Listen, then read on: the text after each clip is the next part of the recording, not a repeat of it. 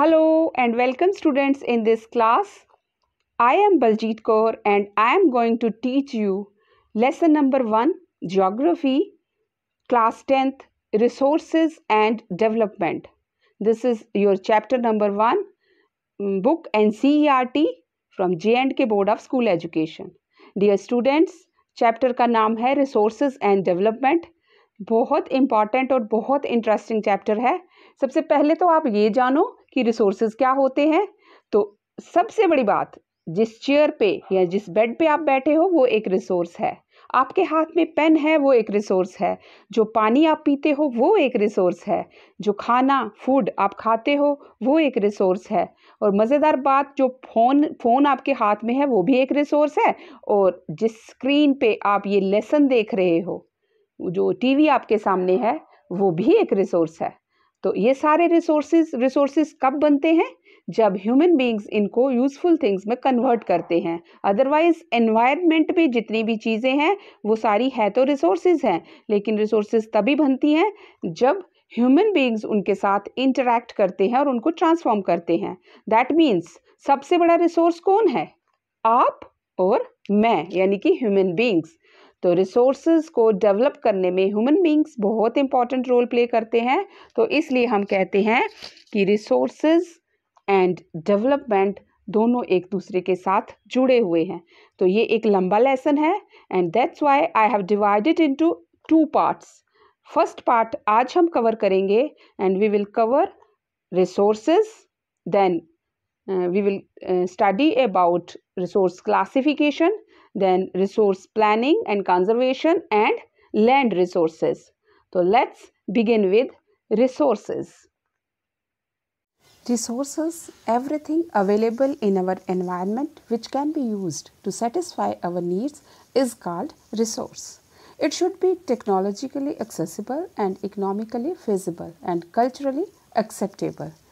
Dear students, जो बात हम करने जा रहे हैं उसमें बात आती है कि रिसोर्सेज बेसिकली होते क्या हैं। तो रिसोर्सेज हमारे आगे पीछे जो एनवायरनमेंट है उसमें जो चीज़ें जिनको हम ट्रांसफॉर्म करते हैं तो वो हमारे लिए नीडफुल और सेटिस्फाई करती है हमारे नीड्स को, दे आर कॉल्ड रिसोर्स। तो 3 चीज़ें, 3 कंडीशंस इसमें अप्लाई होती हैं: टेक्नोलॉजी, इकोनॉमी और कल्चर। डियर स्टूडेंट्स, इंसान जो है वह कल्चरल रिसोर्स है और जो हमारे आगे पीछे अवेलेबल है वो नेचुरल रिसोर्सेज हैं। तो ये जो चीज़ें हैं, when things satisfy our needs, तो ये एक पहला पॉइंट है जो हम इसमें पहली कंडीशन समझते हैं। उसके बाद सेकंड कंडीशन जो आती है वो हम ऐसे समझेंगे कि एग्जांपल लेते हैं वाटर की, जैसे पानी है तो टेक्नोलॉजिकली एक्सेसिबल दूसरा पॉइंट जो है, यानी कि यूज़ ऑफ टेक्नोलॉजी का यूज़ करके हम वाटर को कैसे यूज़फुल बना सकते हैं, एक रिसोर्स बना सकते हैं, डेवलप कर सकते हैं। फॉर एग्जांपल हम हाइड्रो पावर जनरेट करते हैं वाटर से। वाटर एक थिंग है और जब हम उससे इलेक्ट्रिसिटी प्रोड्यूस करेंगे तो वो एक और यूज़फुल रिसोर्स बन जाएगा जो हमारी नीड्स को सेटिस्फाई करेगा। तो उसके लिए डैम्स बनाने पड़ेंगे। तो उसके लिए हमें किस चीज़ की ज़रूरत पड़ेगी? इकोनॉमी की ज़रूरत पड़ेगी, पैसे की ज़रूरत पड़ेगी, क्योंकि बहुत बड़े बड़े डैम्स बनाने पड़ेंगे जनरेट करने के लिए हाइड्रो इलेक्ट्रिसिटी को। तीसरी चीज़ क्या है? कल्चरली एक्सेप्टेबल भी होना चाहिए। अब बात आती है कि जब हमने डैम बनाना है तो वो खाली मेरे लिए तो नहीं बनना है या एक इंसान के लिए नहीं बनना है, उससे सारे लोगों की नीड्स सेटिस्फाई होंगी। जो इलेक्ट्रिसिटी प्रोड्यूस होगी वो सब उसको यूज़ करेंगे, ऑटोमेटिकली ये एक कल्चरली एक्सेप्टेबल रिसोर्स बन जाता है। तो इस तरह से आप समझ सकते हो कि वाटर एक जो सिंपल रिसोर्स है वो कैसे कल्चरली एक्सेप्टेबल हो जाता है। उसमें टेक्नोलॉजी लगती है, जनरेटर, टरबाइंस बनाए जाते हैं। तो उस टेक्नोलॉजी का जब यूज़ होता है तो डेवलपमेंट होती है। तो हम ये कह सकते हैं कि टेक्नोलॉजी और जो डेवलपमेंट है ये एक दूसरे के साथ जुड़े भी हुए होते हैं। मोरओवर, जब ये टेक्नोलॉजी यूज़ करके हम इलेक्ट्रिसिटी बनाते हैं, हमारे घरों में यूज़ होती है, यही टेक्नोलॉजी लगा के इलेक्ट्रिसिटी एग्रीकल्चर में यूज़ होती है, बड़ी बड़ी फैक्ट्रीज़ में यूज़ होती है। तो दैट मीन्स ये सब चीज़ें क्या बना रही हैं, ये एक तरह से डेवलपमेंट कर रही हैं। और ये जो डेवलपमेंट है ये किससे जुड़ी है, इसका मतलब टेक्नोलॉजी से जुड़ी है। और सबसे इम्पॉर्टेंट रोल जो यहाँ प्ले करता है वो है ह्यूमन ब्रेन, यानी ह्यूमन बींग्स जो हैं वो इन रिसोर्सेज को कन्वर्ट करते हैं यूज़फुल थिंग्स में। तो इस तरह से ये तीनों आपस में जुड़े हुए होते हैं। चलिए अब सेकंड पार्ट इसका डिस्कस करते हैं। तो सेकंड पार्ट में आ जाता है टाइप्स ऑफ रिसोर्सेज, जिसको हम क्लासिफिकेशन ऑफ रिसोर्सेज भी कह सकते हैं। तो क्लासिफिकेशन ऑफ रिसोर्सेज में 4 मेन ब्रॉड कैटेगरीज हैं।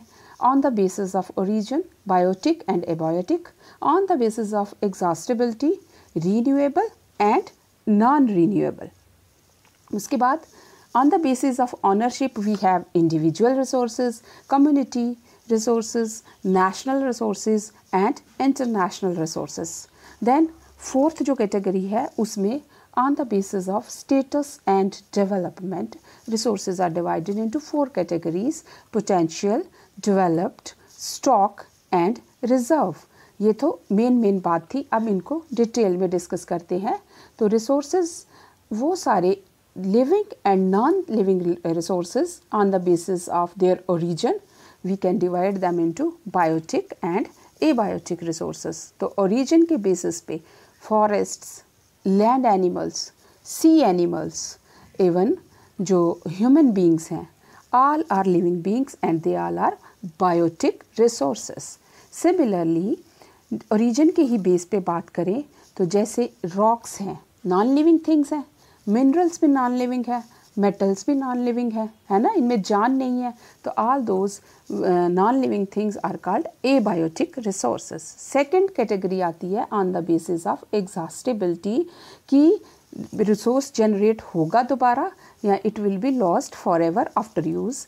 तो उसके बेसिस पर हम जो रिसोर्सेज हैं उनको 2 हिस्सों में बांटते हैं। तो पहले आता है रीन्यूएबल रिसोर्सेज जो दोबारा से रिन्यू हो सकते हैं, जैसे सोलर एनर्जी, विंड एनर्जी इसमें आ जाती है। रिवर्सिबल केमिकल रिएक्शंस, जैसे आपकी बैटरी होती है, इन्वर्टर की बैटरी रोज़ चार्ज होती है ना, इसी तरह से फिज़िकल पावर, हम एक दिन एग्जॉस्ट हो जाते हैं, दूसरे दिन फिर से एनर्जी आ जाती है, फिर से रिचार्ज हो जाते हैं। तो वो सारी चीज़ें जो रिन्यू हो सकती हैं they are renewable resources. Similarly exhaustibility के बेसिस पे वो रिसोर्सेज जैसे coal, natural gas, natural oil जो एक बार हम इस्तेमाल में लाते हैं तो वो ख़त्म हो जाते हैं, वो दोबारा रिन्यू नहीं हो सकते। Even minerals use to extract metals, वो भी एक बार हमने यूज़ किए तो मिनरल्स भी जल्दी दोबारा नहीं बनेंगे। तो ये सारे क्या कहलाते हैं, non renewable resources. You can say which can not be generated again are called non renewable resources. अब आते हैं तीसरी कैटेगरी में। देखो कुछ रिसोर्सेज एक इंडिविजुअल के होते हैं, कुछ रिसोर्सेज जो होते हैं वो कम्युनिटी के होते हैं, सारे फ्रेंड्स सारे लोग मिलके उसको यूज़ करते हैं। कुछ रिसोर्सेज कंट्री के बाउंड्री के अंदर होते हैं।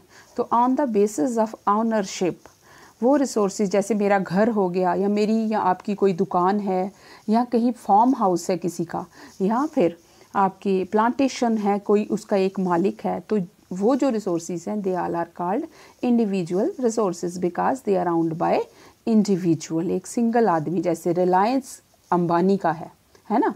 तो सिमिलरली जैसे आपके घर के आगे पीछे कोई पब्लिक पार्क है तो सब जाते हैं, कोई मंदिर गुरुद्वारा मस्जिद है तो उसमें सभी लोग जाते हैं, स्कूल में आप हर तरह के बच्चे पढ़ते हो, हॉस्पिटल में सब अपना इलाज कराते हो। तो ये सारी चीज़ें जो हैं कम्युनिटी आउंड हैं, यानी कि सारी कम्युनिटी की हैं, इसलिए these resources are called community resources. ठीक है, तो ये हो गई कम्युनिटी रिसोर्सेज। उसके बाद बात करें तो जो मैंने पहले रिसोर्सेज की बात की, जैसे बायोटिक, ए बायोटिक या इंडिविजुअल हो चाहे कम्युनिटी वाले हों, they are lying within a country. अगर वो कंट्री की बाउंड्री, पॉलिटिकल बाउंड्रीज़ के अंदर हैं तो वो नेशनल रिसोर्सेज कहलाते हैं। अब इंडिया की एग्जांपल लीजिए, तो नेशनल रिसोर्सेज में जो उसके कोस्ट लाइन के बीच में 19.2 किलोमीटर तक इनसाइड द वाटर जो एरिया है उसमें जो रिसोर्सेज है वो भी हम उसमें नेशनल में यूज़ करते हैं। उसके बाद फोर्थ जो कैटेगरी है, देखो there are vast sheets of ice in the Antarctic. Similarly, vast oceans are there like Pacific Ocean, Indian Ocean, Atlantic Ocean. They are not owned by any single country. कोई भी country इस पर अपना कब्ज़ा नहीं कर सकती। तो ये सारे रिसोर्सेज सारी दुनिया के हैं, इसलिए इनको कहा जाता है इंटरनेशनल रिसोर्सेज। समझ आ गया? तो ये जो इंटरनेशनल रिसोर्सेज हैं ये सभी के लिए होते हैं। देन बात आती है स्टेटस ऑफ डेवलपमेंट, जो तीसरी कैटेगरी है। उसमें जैसे जैसे मिनरल्स होते हैं उसको हमने ढूंढ लिया है और हम उनका इस्तेमाल कर रहे हैं, उनको एक्सट्रैक्ट कर रहे हैं, तो वो कौन से रिसोर्सेज हैं? डेवलप्ड। जो हम इस समय में बना चुके हैं वो सारे डेवलप्ड हैं। जैसे कुछ चीज़ें ऐसी हैं, जैसे हमारे पास ऑयल, नेचुरल गैस है। We are knowing that they are lying inside the sea, या ओशन के अंदर बहुत सारे, जैसे सुरुईसर है हमारा जम्मू कश्मीर में, वहाँ पे भी हमें गैस के बहुत सारे, हमें पता है कि यहाँ पे हमें गैस मिल सकती है। तो ये सारा क्या है? पोटेंशियल। तो यानी कि हमें पता है कि किस किस जगह पे रिसोर्सेज है, उनका पोटेंशियल पता है। ऐसे रिसोर्सेज को पोटेंशियल रिसोर्सेज कहते हैं। उसके बाद बात आती है वो वाले रिसोर्सेज जो कि हमें पता बहुत सारे हैं, है तो सही है, लेकिन हम उनका इस्तेमाल नहीं कर पा रहे। जैसे वाटर जो है वो एयर में भी है और वाटर जो है वो एटमॉस्फेयर में भी है। तो हमें ये पता है कि अगर हम 2 हाइड्रोजन आइटम्स को जोड़ दें तो एक क्लीन और इनएग्जॉस्टिबल एनर्जी बन सकती है। But we don't know the technology to convert it into energy. तो इस तरह से ये यानी कि स्टॉक तो है लेकिन हमें उसका इस्तेमाल करना नहीं आता। तो ऐसे जो रिसोर्सेज होते हैं उनको स्टॉक रिसोर्सेज कहते हैं। Resources that can not be used due to the unavailability of suitable technology are called stock. ठीक है। तो लास्ट जो इसका कैटेगरी आती है वो आती है जितने भी रिज़र्व हैं। बहुत सारे हमारे पास रिसोर्सेज हैं लेकिन हमने उनको फ्यूचर जनरेशन के लिए रख दिया है, उनका हमने पूरा इस्तेमाल नहीं किया है। हम कुछ यूज़ करते हैं उसका, फॉर एग्ज़ाम्पल इथनॉल होता है ना, उससे क्या होता है, एल्कोहल, शुगर केन में से एल्कोहल एक्सट्रैक्ट किया जाता है और वो जो एल्कोहल है उससे एनर्जी प्रोड्यूस होती है, मोटर फ्यूल के काम में लाई जा सकती है, यानी कि खेतों में ही मोटर उससे चलाई जा सकती है। But we are not using this resource, इस समय में तो हम नहीं यूज़ कर रहे हैं। And we have kept this resource for the future generation, हमने फ्यूचर के लिए भी इसको बचाना है। तो इसलिए resources that can be use today but are preserved to meet the future generations, these resources are called reserve resources। तो जल्दी से रिकैप करते हैं जो अभी आपने क्लासिफिकेशन पढ़ी, resources on the basis of origin, ownership, exhaustibility and status of development. Origin पे बायोटिक एंड एबायोटिक होते हैं। इसी तरह से एग्जॉस्टिबिलिटी में जो रिन्यू हो सकते हैं रीन्यूएबल, जो नहीं हो सकते वो नॉन रीन्यूएबल है। ऑनरशिप पे इंडिविजुअल रिसोर्सेज होते हैं, कम्युनिटी रिसोर्सेज होते हैं, नेशनल एंड इंटरनेशनल होते हैं। इसी तरह से डेवलपमेंट में developed, potential, stock and reserve resources होते हैं। Dear students, resources and classification of resources के बारे में आपने अच्छे से अंडरस्टैंड कर लिया। मेन चीज़ टाइप्स जो हैं उसको आपने इस तरह से याद रखना है कि there are 4 main classifications. Origin के बेसिस पे हम क्लासिफाई करते हैं, एग्जॉस्टिबिलिटी के बेसिस पर हम क्लासिफाई करते हैं रिसोर्सेज को, ऑनरशिप के बेसिस पर क्लासिफाई करते हैं एंड फाइनली हम स्टेटस डेवलपमेंट के बेसिस पर क्लासिफाई करते हैं। तो इन 4 क्लासिफिकेशंस के बेसिस पे आपने मेन याद रखना है biotic and abiotic resources, exhaustibility में रीन्यूएबल एंड नॉन रीन्यूएबल। ये ज़्यादा इंपॉर्टेंट है, दोनों जो पॉइंट्स हैं मैं आपको जो बता रही हूँ। On the basis of ownership की हम अगर बात करते हैं तो individual, community resources, national and international resources की बात होती है। और फिर फाइनली जो स्टेटस ऑफ डेवलपमेंट की हम जब बात करते हैं तो उसमें हमारे पास रिसोर्सेज हैं, डेवलप्ड रिसोर्सेज हैं, पोटेंशियल रिसोर्सेज हैं एंड उसके बाद स्टॉक एंड रिजर्व हैं।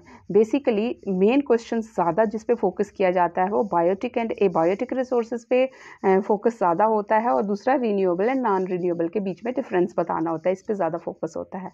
तो वेरी वेरी इंपॉर्टेंट ये पार्ट था। सब टॉपिक जो अगला हम कवर करने जा रहे हैं उसमें हम करेंगे बात development of resources, then resource planning specially in case of India and land resources की बात करेंगे। तो डेवलपमेंट ऑफ रिसोर्सेज ज़रूरी क्यों है, अगर ये बात हम सोचें तो चैप्टर का नाम ही क्या है, रिसोर्सेज एंड डेवलपमेंट।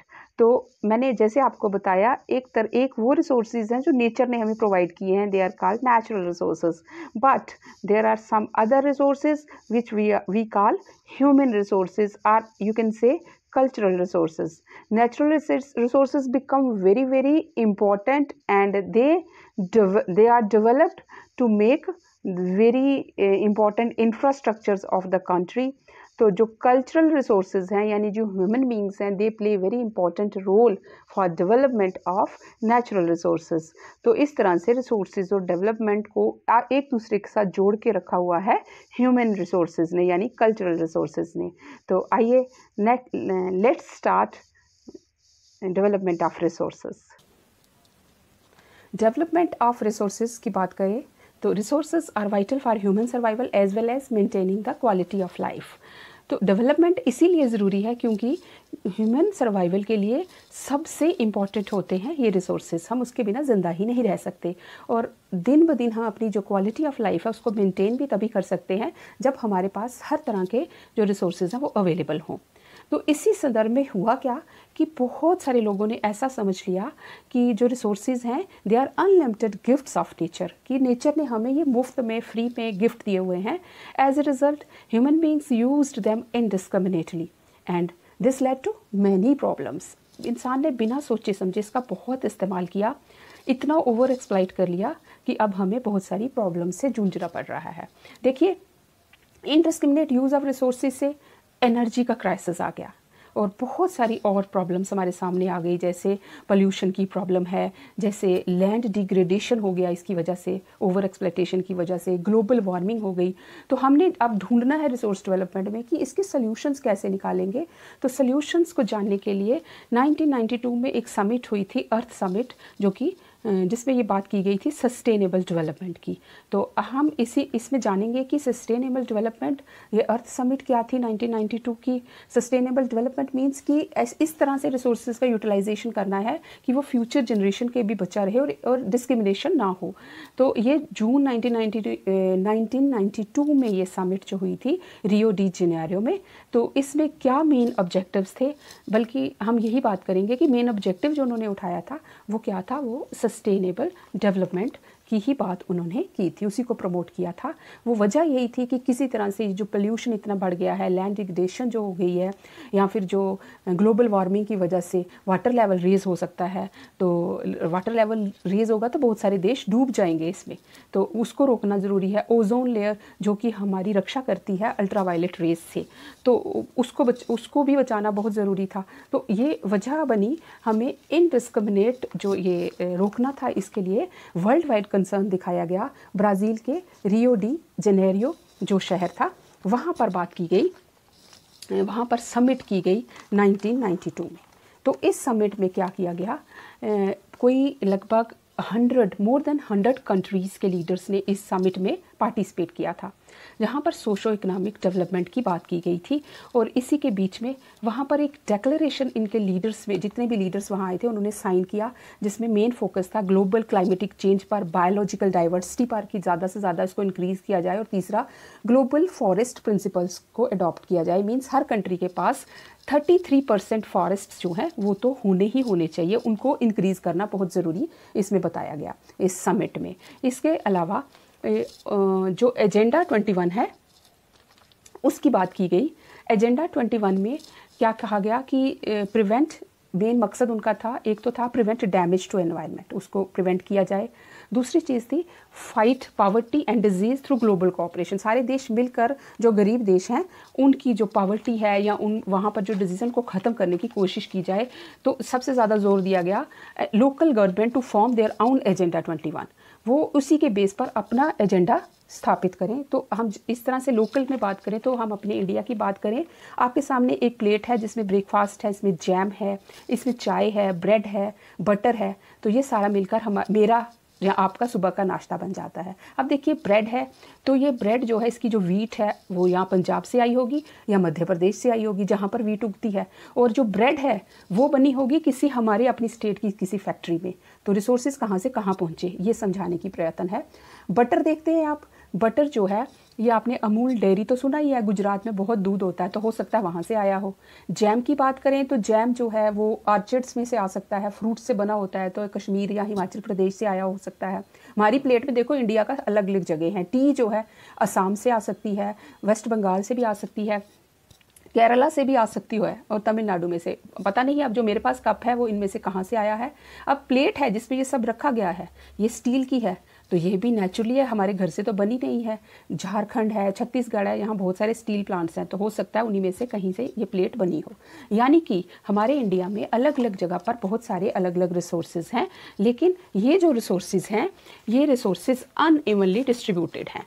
कहीं पर हमारी कंट्री में ही some areas are rich in crop production and some areas are rich in mineral resources. ये सब होने के बावजूद क्या है कि इतना रिसोर्सेज होने के बावजूद इम्पॉर्टेंट ये है कि इन रिसोर्सेज की डेवलपमेंट करने के लिए क्या स्ट्रेटजीज हमारे पास हैं। जैसे मध्य प्रदेश को ले लीजिए, बहुत रिच है हर तरह के मिनरल्स के लिए, बट सबसे इम्पॉर्टेंट प्रॉब्लम ये है कि इसका फुल यूटिलाइजेशन हैम्पर हो जाता है। उसकी वजह क्या है? Because of this area lacks communication and transport facilities. So ज़रूरी बात ये आती है कि क्या किया जाए कि रिसोर्सेज की प्रॉपर डेवलपमेंट हो सके, हम रिसोर्सेज को डेवलप कर सकें। तो उसके लिए सबसे इम्पॉर्टेंट चीज़ क्या आ जाती है? Resource planning. तो यहाँ हमारा जो नेक्स्ट टॉपिक होता है उसको कहते हैं रिसोर्स प्लानिंग क्या है। तो वही बात आ जाती है कि resources are very very important हमारे सर्वाइवल के लिए और गुड क्वालिटी लाइफ के लिए रिसोर्सेज का होना बहुत बहुत ज़रूरी है। जैसे मैंने पहले भी बताया कि बहुत सारे लोगों को ये लगता था कि रिसोर्सेज हमारे लिए फ्री एंड अबंडेंट गिफ्ट्स हैं, तो उसी की वजह से उन्होंने इतना एक्सप्लॉइट कर दिया कि मेजर प्रॉब्लम्स आ गई, जैसे डिप्लीट हो गए रिसोर्सेज। बहुत सारे नेशंस वर्ल्ड में ऐसे हैं जिनको अब एनर्जी क्राइसिस फेस करना पड़ रहा है क्योंकि उनके फॉसिल फ्यूल्स ही ख़त्म हो चुके हैं। ग्लोबल इकोलॉजिकल क्राइसिस तो इतना ज़बरदस्त है, आपने देखा आसमान ऐसे लगता है काला हो गया है।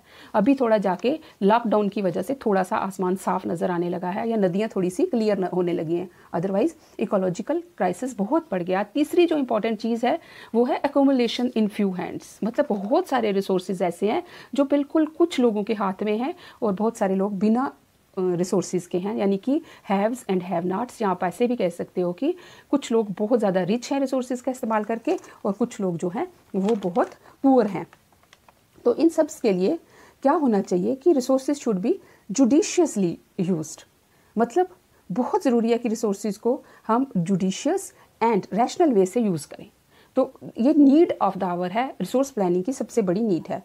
बहुत इंपॉर्टेंट है रिसोर्स प्लानिंग क्योंकि रिसोर्सेज लिमिटेड हैं, कुछ रिसोर्सेज इन्वायरमेंट को पोल्यूट कर रहे हैं, तो सोसाइटी में इक्वली डिस्ट्रीब्यूटेड भी नहीं है। ये बात आपको समझ आ गई है।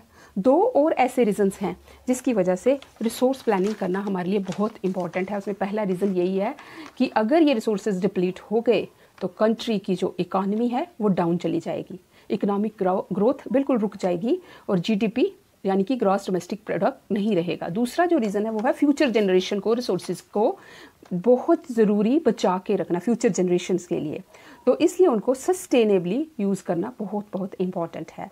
तो उसके लिए तीन स्टेप्स हैं रिसोर्स प्लानिंग के जो गवर्नमेंट इंट्रोड्यूस करती है, उसको हम ज़रा इस तरह से समझते हैं। पहले स्टेप में हम क्या करते हैं, आइडेंटिफिकेशन में सर्वे एंड मैपिंग के थ्रू वहाँ रिसोर्सेज की क्वांटिटी एंड जो क्वालिटी है उसको आइडेंटिफाई किया जाता है। उसके बाद प्रॉपर स्ट्रेटजी के साथ और सही टेक्नोलॉजी का यूज़ करके एक डेवलपमेंट मॉडल तैयार किया जाता है। फिर उस प्लान को ओवरऑल नेशनल प्लान के साथ मैच किया जाता है। कुछ इस तरह से एक पर्टिकुलर एरिया को सिलेक्ट किया जाता है, हम कर सकते हैं या किया भी जाता है। अलग अलग लेवल्स पर उसके लिए रिसोर्स प्लानिंग के मॉडल्स बनाए जाते हैं। तो हम ऐसे इन नटशेल हम ये कह सकते हैं कि रिसोर्सेज तो बहुत सारे हैं, अवेलेबिलिटी तो बहुत है, इनफ है, परंतु proper planning and appropriate technology का होना भी उतना ही ज़रूरी है डेवलपमेंट के लिए। उसके बिना डेवलपमेंट पॉसिबल ही नहीं है। अब बात आती है कि हमने रिसोर्सेज को कंजर्व करना है। कंजर्वेशन बहुत ज़रूरी है, हम सब जानते हैं, क्योंकि resources are very very important. तो हम इस बात से तो अच्छी तरह से अवेयर हैं। तो मेन जो कंजर्वेशन का मैं एक ही टोटका बताऊंगी, 3 Rs, reduce, reuse and recycle. उन्हीं को दोबारा यूज़ करो। लास्ट हमारा टॉपिक आता है लैंड रिसोर्सेज। तो हमें पता है इंडिया के पास 3.28 मिलियन स्क्वायर किलोमीटर्स एरिया है। लैंड रिसोर्सेज की बात हम कर रहे हैं, लेकिन ओनली 93% ऐसा एरिया है जिसका हमारे पास ऑफिशियल डाटा अवेलेबल है। 7% जो है वो डिस्प्यूटेड एरिया है जिसका ऑफिशियल डाटा हमारे पास नहीं है, जिसमें हमारा जम्मू कश्मीर आ जाता है और इसके अलावा जो ईस्टर्न स्टेट्स में अरुणाचल प्रदेश को भी इसमें हम कवर करते हैं। तो जब हम लैंड रिसोर्सेज की बात करते हैं तो लैंड ही हमने क्यों चुना, लैंड रिसोर्स ही क्यों चुना गया इस चैप्टर में, आप ये बात सोचिए। तो बात यहाँ से ये समझ आती है कि लैंड ही तो है जिस पे हम लोग रहते हैं। हम अपनी सारी की सारी जो एक्टिविटीज़ हैं, इकोनॉमिक एक्टिविटीज़ हैं, वो किस पे परफॉर्म करते हैं, अपनी लैंड पे करते हैं। और हम लैंड को कई तरह से यूज़ में लाते हैं। ये एक ऐसा रिसोर्स है जो एक्सटेंड नहीं किया जा सकता। लैंड जितनी है उतनी ही रहेगी और उसी को हमने जुडिशियसली यूज़ करना है हम जब प्लानिंग की बात करते हैं। तो इसलिए लैंड रिसोर्स जो है बहुत बहुत इंपॉर्टेंट है। बात यहाँ तक ये भी है कि केयरफुली यूज़ करेंगे तभी हम फ्यूचर जनरेशन के लिए लैंड रिसोर्सेज जो हैं उनको बचा सकेंगे। अब जैसे हमारे इंडिया की अगर हम बात करें तो यहाँ पर हमें प्लेन्स भी मिलते हैं, हमें प्लेटोज़ भी मिलते हैं, हमें माउंटेन्स भी मिलते हैं। पूरा जो इंडिया है वहाँ पर इवन कुछ एरिया ऐसा है जहाँ पे था डेजर्ट है, फिर हम नीचे की तरफ चले जाएं तो हमारे पास कोस्टल स्ट्रिप भी है। बट अगर जितनी भी ये एरियाज़ हैं वहाँ पर हमें एग्रीकल्चर करते हैं हम, वाइल्ड लाइफ है, हमारे पास अलग अलग इकोनॉमिक एक्टिविटीज़, फैक्ट्रीज़ लगाई हुई हैं हमने, रोड एंड ट्रांसपोर्ट के काम में आता है। तो ये लैंड के यूजेस हैं, लैंड रिसोर्सेज हैं जिनको हम अलग अलग तरह से यूज़ कर रहे हैं। इस लैंड पे रहते हुए हम उसका सही तरह से इस्तेमाल कर रहे हैं। अब हम जब इंडिया की बात करते हैं तो पूरे इंडिया को मेन 3 हम बड़े भागों में बांट सकते हैं कि कुछ एरियाज़ ऐसे हैं जहाँ पर पहाड़ हैं, यानी मतलब हम पहले बात करें तो प्लेन की बात करते हैं तो 43% याद रखना अपने प्लेन एरियाज़ हैं। 43% प्लेन एरियाज़ में एग्रीकल्चर होता है, तो बहुत बड़ा एग्रीकल्चर का रिसोर्स हमें यहाँ से मिलता है। 30% हमारे इंडिया में माउंटेन्स हैं और माउंटेन्स बहुत इंपॉर्टेंट क्योंकि ये they are the store house of water. हर तरह की जो रिवर्स हैं वो इन माउंटेन्स से निकल कर आती हैं जिससे हमारे हाइडल पावर्स बने हैं और हर तरह से हम वाटर को यूज़ कर रहे हैं। तीसरा हमारा रिसोर्स जो है वो प्लेटो है, पठार जिसे हम हिंदी में कहते हैं, और ये they are the rich store houses of minerals. हर तरह के मिनरल्स हमें यहाँ से मिलते हैं। तो इस तरह से डियर स्टूडेंट्स, तो इसके साथ ही हमारा जो फर्स्ट पार्ट है वो कंप्लीट होता है। I hope you have understood. और सबसे इम्पॉर्टेंट बात, मैं होमवर्क दे रही हूँ आपको, प्लीज़ ज़रूर इम्पॉर्टेंट पॉइंट्स नोट कीजिए अपनी नोटबुक पे और उसको अपनी मैम से होमवर्क चेक भी ज़रूर करवाइएगा। तो जितना भी आपने अभी तक पढ़ा, this was the first part of the chapter. तो जिसमें आपने जो मेन पॉइंट्स हैं उनको ज़रूर अपनी नोटबुक पे नोट करना है। जैसे बायोटिक है, biotic resources, classification of resources, definition of resource आपने करना है। देन उसके बाद जो आपने डेवलपमेंट ऑफ रिसोर्सेज में क्या क्या वजह हैं जिनकी वजह से रिसोर्सेज डिप्लीट हुए हैं, then you have to recall the resource planning and various concepts of resource planning and land resources of India, especially 3 broader divisions। तो ये सब चीज़ें आपने नोट करनी है और उसके साथ साथ आपने अपने आप को सेफ भी रखना है। We will meet in the next session of this lesson, as this was the first part of the lesson, and second part we will continue in the next session. Be safe, stay at home and wear mask. Have a nice day.